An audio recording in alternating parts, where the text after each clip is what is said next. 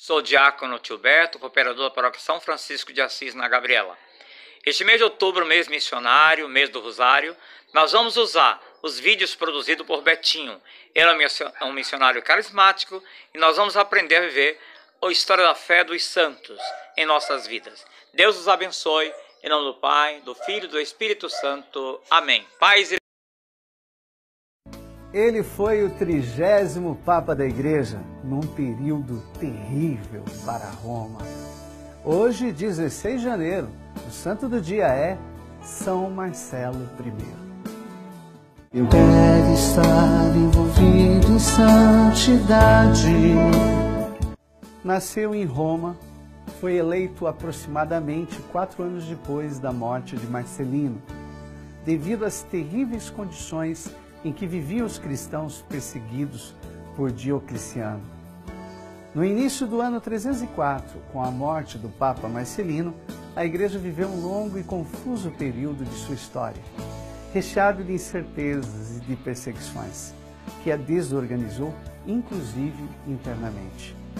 Neste quadro, apareceu a singela figura de Marcelo I, confundido por muitos anos com o próprio Marcelino, pois alguns biógrafos acreditaram que era a mesma pessoa e outros historiadores afirmaram que ele havia sido apenas um padre.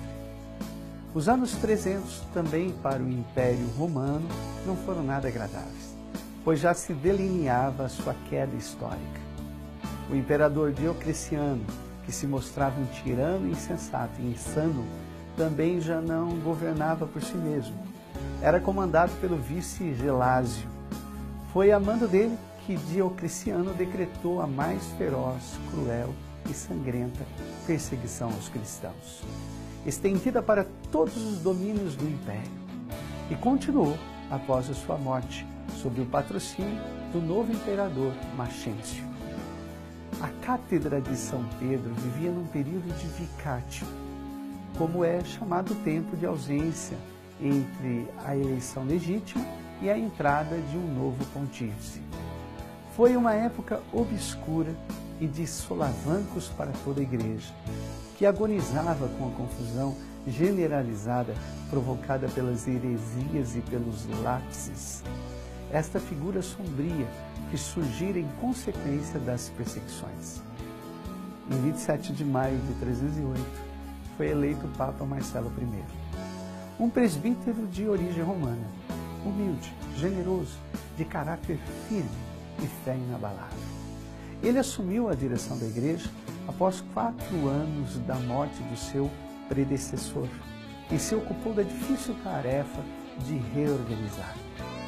O seu pontificado, ao contrário do que se imaginava, ficou muito bem atestado pelas fontes da época. Nesses relatos se constatou o comportamento pós-perseguição que a Igreja teve com os lápises, ou renegados, como eram chamados cristãos que por medo haviam publicamente renunciado à fé em Cristo.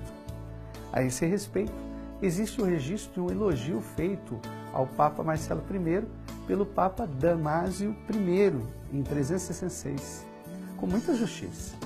Enquanto muitos bispos do Oriente pediam a excomunhão desses cristãos, especialmente para os que faziam parte do clero, ele se mostrou rigoroso, mas menos radical. Severo decidiu que a Igreja iria acolhê-los, depois de um período de penitência. Também determinou que nenhum concílio podia ser convocado sem a prévia autorização do Papa. Mas acabou sendo preso por ordem do imperador Maxêncio, que o exilou e o obrigou a trabalhar na sua própria igreja, ao qual fora transformada em estábulo. Morreu em consequência dos maus tratos recebidos no dia 16 de janeiro de 309. A Igreja declarou Marcelo I santo e mártir da fé, para ser festejado nessa data.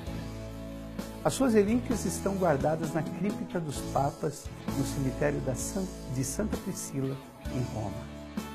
A Igreja também celebra nesse dia a memória dos santos Marcelo, Priscila e Berardo. São Marcelo I, rogai por nós.